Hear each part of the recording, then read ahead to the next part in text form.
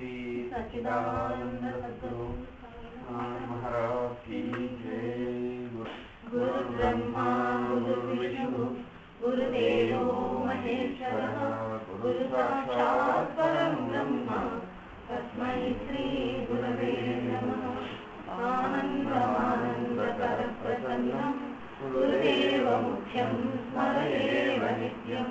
ये मानवानां श्रेयो प्रदन्तं भरद्वाजदेवं मनसा स्मरामि भरद्वाजदेवं शिरसा नमामि।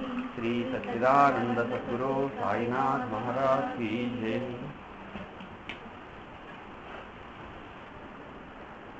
ఇప్పుడు మనం అనుకునేది వేరు, నేను ఇట్లా అని మన గురించి మనం అనుకోవడం వేరు, వాస్తవం అయ్యి ఉండటం వేరు. అంటే నిజంగా మనకు మనమే అపరిచితులం, మన గురించి మనకుండే అంచనానే తప్పు. అందువల్ల ప్రపంచంలో చెడు ఎక్కువ భాగం ఎక్కడ స్టార్ట్ అవుతుంది అంటే ఇక్కడే స్టార్ట్ అవుతుంది. మనం చేసేదంతా మంచేనని అదే పని ఇంకోరు చేస్తే చెడు అని అంటుంటాం. అంటే ద్వంద్వ ప్రవర్తన అది. అంటే అది ప్రపంచంలో చాలా సర్వసాధారణంగా చాలా నవలలు, కథలు, సినిమాలు అన్నీ వచ్చాయి. ఏంటంటే తనకు తాను తన కుమార్తె ఎలా ఉందో అదేవిధంగా కోడలు ఉంటే సహించలేకపోవడం. ఒక మగవాడు ఉన్నాడు, వాడు ఇతర ఆడవాళ్ళందరి పట్ల తప్పు దృష్టితో చూస్తూ తన కుమార్తె, తన భార్య, తన చెల్లెలు మాత్రం పరమ పవిత్రులు అని భావిస్తూ అట్టుండాలనుకోరు. అసలు అంటే ఈ ద్వంద్వ ప్రవర్తన అంతా మనలోనే ఉంది. అసలు ముందు అది మన గురించి మనకుండే అవగాహన. మన గురించి మనకు తెలియదు అని ఒప్పుకోం, నాకు తెలుసు అనుకుంటాం.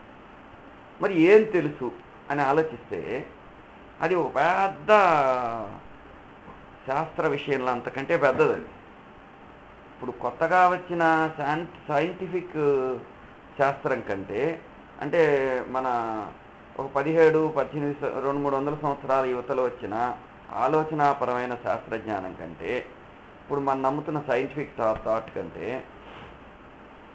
మన గురించి మనకు తెలియడం అనే ఆధ్యాత్మిక సిద్ధాంతం గొప్పది, లోతైంది, కష్టమైంది, క్లిష్టతరమైంది. అయితే ఇక్కడ వచ్చిన సమస్య ఏంటంటే అది అర్థం అవడం కూడా అంత ఈజీ కాదు. ఎందుకనంటే మనం బయట వ్యక్తులతో పోరాడవచ్చు, గెలవనవచ్చు, ఓడిపోనవచ్చు. ఒకసారి ఓడిపోతే ఎన్నిసార్లు అయినా ప్రయత్నం చేస్తుండొచ్చు, గెలిచేదాకా పోరాడవచ్చు. కానీ ఇప్పుడు మనతో మనం, అంటే మనకు పరిచయమైన మనదే అయినా అనుకుంటున్న మన మనసు సహాయంతో మనసు మీదే యుద్ధం చేయడం చాలా కష్టం. అది ఎందుకంటే అందులో ఉండే దోషాలు ఏమీ తెలియవు, అవన్నీ మనయిగా చాలా శుద్ధంగా ఉన్నట్టుంటాయి. జాగ్రత్తగా చూస్తే ప్రపంచంలో ఉండే చెడు అంతటికి మనలో ఉండే చెడు ఆధారం. ప్రపంచంలో ఉండే దోష బుద్ధులన్నీ బయట లేవు, ఆ దోషాలని మనలో ఉండి అట్లా కనిపిస్తుంది. ప్రపంచం ఏందబ్బా మబ్బు బట్టి ఉందే అనుకుంటే, మబ్బు పట్టింది ప్రపంచానికి కాదు, నీకు, నీ కళ్ళకు, నీ దృష్టికి. అస్వస్థత అక్కడ లేదు, మనలో ఉంది. అంటే మనం మనుషుల దేహంలో ఉన్నాం, కానీ మానవ స్వభావంలో అంతకంటే మించినటువంటి జ్ఞాన స్వభావం అలవర్చుకొని లేవు. బట్ మనకి జ్ఞానం అనే శక్తి ఉంది, యోచన అనే శక్తి ఉంది, ఒక గొప్ప అనుభూతిని అనుభవించే హృదయము అనే ఒక గొప్ప ఆయుధం, లేకపోతే శక్తి, సామర్థ్యం పరమాత్ముడు మనకు సమకూర్చిపెట్టినాడు. మనం దాన్ని యూజ్ చేయము. ఇవన్నీ అక్కడే వచ్చాయి.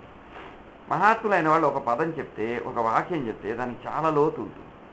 ఇప్పుడు బాబా వారి వాక్యం చదువుతున్నాం మనం, షిరిడి సాయిబాబా. ఏమన్నమ్మా చదువు.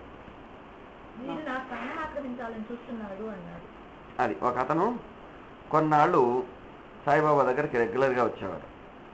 అతను కొంచెం చొరవ గలవాడు కనుక ఆయన ఏం చేశాడంటే ప్రతిరోజు వచ్చి శ్రద్ధగా బాబా దగ్గర హారతి ఇవ్వడం, ఏదైనా సేవ చేయటం చాలామంది కంటే మెరుగ్గా చేసేవాడు. బహుశా అతనికి కుటుంబం వల్ల, ఎవరి వల్ల వంశాచారంగా తెలిసి ఉండవచ్చు, లేకపోయినట్టయితే తనే అలవర్చుకుని కూడా ఉండవచ్చు. అది ఎట్లా అనేది తర్వాత సంగతి, అది అప్రస్తుతం. ఆయన అసలు పేరు సఖారాం హరి. ఆయనను బాబా ప్రేమగా బాపు సాహెబ్ జోగ్ అని పిలిచేవాడు. మనం జోగ్ అని ఆయన అనమాట. అతను అడిగాడు, నేను రోజు సాయిబాబాకి హారతులు ఇస్తున్నాను, ఈ సేవలు చేస్తున్నాను, నేను వస్తున్నాను టైం టు టైం, కానీ ఇన్ని రోజులు చేసేశాక నేను బాబా అంతవాడిని అయిపోలేదే అని. అంటే మనలో చాలామంది అనుకుంటాం సాయిబాబాని తిట్టేవాళ్ళు, మహాత్ములను తప్పుగా అనుకునేవాళ్ళు ఎక్కువ మంది ఇదే కేటగిరీకి వస్తారు. ఏమిటంటే మేము రోజు పోతున్నాం కదా మాకేమవ్వలేదని. నువ్వు పోవటం కాదు అక్కడ, నువ్వు అక్కడ ఏం మార్చుకున్నావని, నువ్వేం ప్రయత్నం చేసావని, నువ్వేమి సాధన చేసావని, నువ్వేమి అధ్యయనము అభ్యసనము చేసావని. అవేమి చేయకుండా నేను మారిపోవాలంటే ఎట్లా? అంటే అక్కడ యోచన లేదు, అక్కడ విజ్ఞత లేదు, అక్కడ సరి అయిన సంయమనంతో కూడిన భావన తలపు లేదు. అంటే అక్కడ ఏం చేశారు, బాబా అద్భుతమైన మహాత్ముడు. అతనిలో ఆలోచన రాగానే నేనేం ఇన్ని రోజులు హారతులు ఇచ్చి పనులను చేస్తే నేను కూడా ఆయనలాగా అయిపోలేదే అని. అంటే అతనికి లోపల అట్లా అవ్వాలని ఉంది, కానీ ఆ విధంగా మనసులో అనుకున్నాను నేను ఈ పనులు చేసేస్తే అయిపోవాలి కదా. వెంటనే బాబా జోక్ చేశారు. ఆ జోక్ ఏమని చేశారు, వీడు నా స్థానం కొట్టేయాలనుకుంటున్నాడు రే అని జోక్ చేశారు. అంటే అప్పుడు అడిగాడు, బాబా నేను మీ వలె కావాలంటే ఏం చేయాలి? అది వాడు చేయాల్సిన పని. ఒకవేళ వాడికి కోరికే ఉన్నా ఆ కోరిక ఉత్తమమైన కోరిక అయితే అది ఈజీగా వీలయ్యేది కాదు, ఈజీగా వీలయ్యే కోరిక కాదు, కానీ ఆ కోరిక మాత్రం ఉత్తమం, దాన్ని మాత్రం ఎవరు కాదండి. అటువంటి కోరిక అప్పుడు సమాధానం చెప్పాను, నీవు నావలే, నువ్వు నన్ను గమనించాల్సింది ఇక్కడ కూర్చుని నువ్వు వచ్చి పువ్వులు తిప్పడం హారతి ఇవ్వడం ఇది కాదురా. రోజు మహాశ్రద్ధగా హారతి ఇచ్చేవాడు అతను. ఇది కాదు, నీవు నావలే సర్వ బంధాలను విడిచి, బంధం అంటే మానసిక బంధం, తాళ్ళని అర్థం, విడిచి భిక్షువై జీవిస్తూ, ఈ రెండు కండిషన్లు. ప్రపంచంలో దేనితో ప్రత్యేకమైన పని లేదు, దానితో సంబంధం అనుబంధం లేదు, మమకారం లేదు, నాది నేను అని చెప్పుకోదగినవి లేవు. అయితే మరి ఇవన్నీ కాదు ముఖ్యం, భిక్ష చేసుకోవడం ముఖ్యం కాదు, అంటే అది సంస్కారాన్ని సూచిస్తుంది. సర్వబంధాలను విడవడం మనోధర్మాన్ని సూచిస్తుంది. ఇది విరాగాన్ని, అది మనోధర్మాన్ని, పరమ వైరాగ్య మానసిక భావనా స్థితిని, ఆయన అంతరంగ స్థితిని సూచిస్తుంది. అయితే ఇదేనా అంటే కాదు కాదు, నా స్థితిలో ఉండడం. ఆయన స్థితి అంటే ఏమిటి అంటే ఆయన షిరిడీ నిలయుడై భక్తజన ప్రవేశితుడై ఉంటాడు.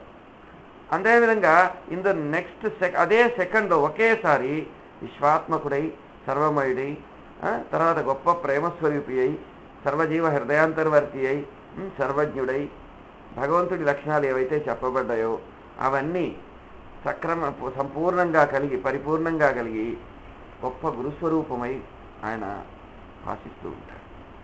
ఎక్కడ ఏ జీవికి బాధ కలిగినా ఆ బాధంతా ఆయన తెలుస్తుంది. ఎవరెక్కడ ఉత్తమంగా ప్రార్థన చేసి ఉత్తమ సంస్కారం అలవర్చుకున్నా అది ఆయనకి తెలియంది కాదు, ఆయన అనుగ్రహం దానికి కూడా ఉంటుంది. ఏ భక్తుడు ఎప్పుడు తనను స్మరించేవాడు స్మరించనివాడు ఆపదలో ఉన్నా ఆయన తెలుస్తుంది. అన్ని జీవుల అన్ని కార్యక్రమాలు, ప్రాణి పరిస్థితి పదార్థం మొత్తము తనలోనే ఉన్నట్టు, విశ్వంలో జరిగే సమస్తము తనకు తెలిసి జరుగుతున్నట్టు ఆయన యొక్క జీవన శైలి మనకు తెలియజేస్తుంది. అయితే ఆయన నిరంతరం గురుసేవ చేస్తుంది.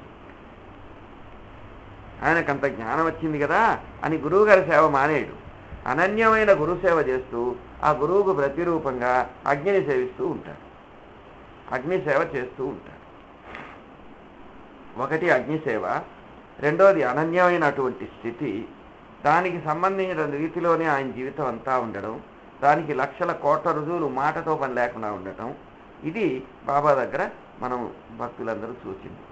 అందుకని నీవు నావలే సర్వబంధాలను విడిచి భిక్షువై జీవిస్తూ, అంటే సర్వబంధాలు విడవగా నీ కోరిక రాదు.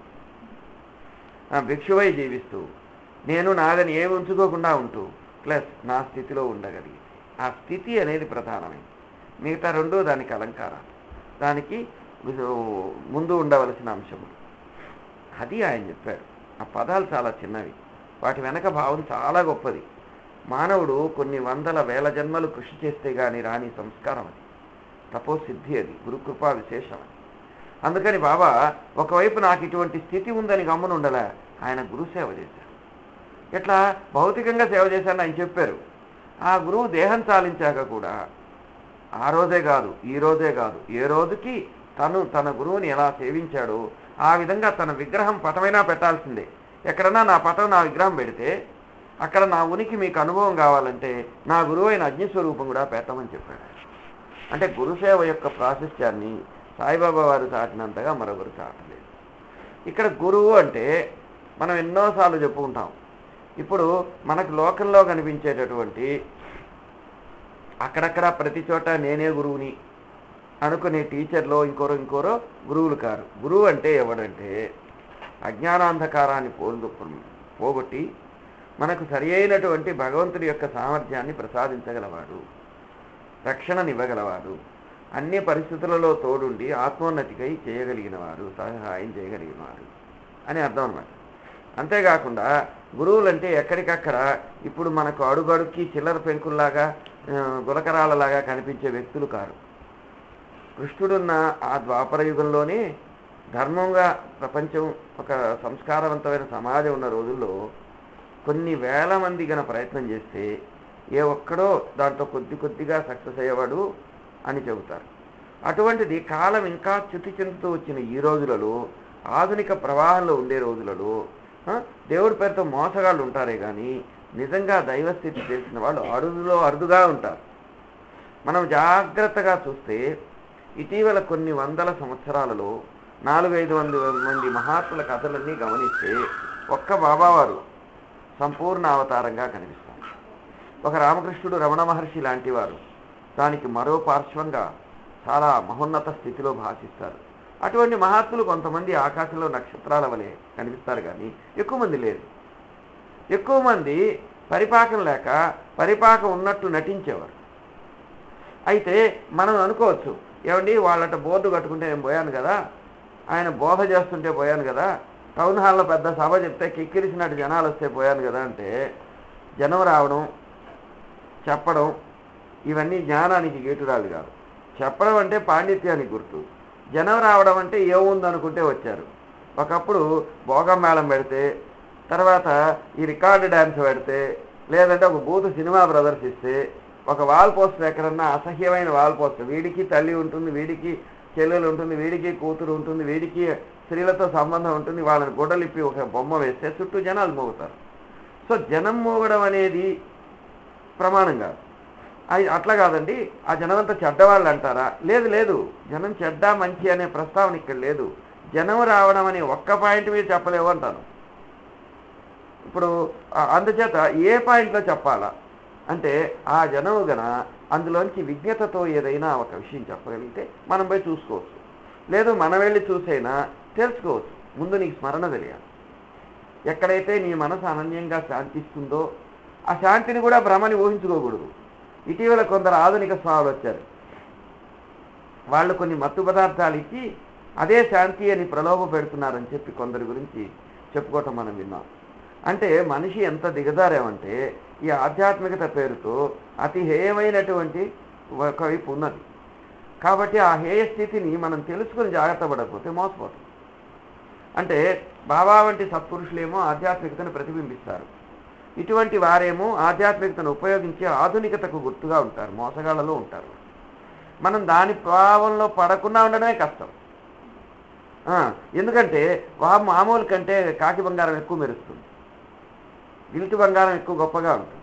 అంచేత మనం అక్కడ పడకూడదు. అంటే ముందు బేసిక్ అయిన జ్ఞానం ఏదైతే ఉందో, వివేకం ఏదైతే ఉందో అది మన ఇంట్లో మనం అలవర్చుకొని మన పిల్లలకు మన వాళ్ళకి అలవరిస్తే కానీ మోసపోకుండా ఉండాలి. అంచేత మనం వచ్చి చెయ్యి కాలిందని నిప్పును తిట్టి ఉపయోగం లేదు. చెయ్యిని తీసుకెళ్ళి నిప్పులో పెట్టిన దోషం మరోసారి జరగకుండా చూసుకోవటం లేదు. అందుచేత మనలో చాలామంది ఇటువంటి వ్యక్తుల యొక్క ప్రలోభాన పడకుండా ఉండటం లేదు. ఒక విషయం, ఈరోజు ఆధ్యాత్మిక సిద్ధాంతాలు చెప్పే పెద్దలు ఎందరో ఉన్నారు. వాళ్ళలో ఎక్కువ మంది పండితులు అవడం వేరు, మహాత్ముడు అవడం వేరు. అందుకే వెంకయ్య స్వామి ఆ రేఖను నిర్ణయిస్తూ మాట అంటారు, స్వామి మీరు ఆడ సాధువులందరూ భలేజలో చెప్తున్నారు ఉపన్యాసాలు, మీరేమీ ఒక మాట కూడా చెప్పరే, మేము వచ్చి మిమ్మల్ని నమ్ముకొని ఉంటే మేము తరించేది ఎట్లా అని అడుగుతాడు. అప్పుడు అతనికి అంటాడు, అయ్యా అటువంటి ఉపన్యాసాలు, అటువంటి ఉపదేశాలు అవి చెప్పడానికి నువ్వు కనుక ఒక 200-300 కనిస్తే, ఒక 100 రూపాయలు ఇస్తే 600 మాటలు చెప్పేవాళ్ళు ఉన్నారు, 600 రూపాయల మాటలు చెప్పేవాళ్ళు ఉన్నారు. ఈ ఎక్స్ప్రెషన్ ఎక్కడిదంటే, 1 రూపాయి కూలిస్తే 10 రూపాయలు పనిచేస్తాడయ్యా అంటారు.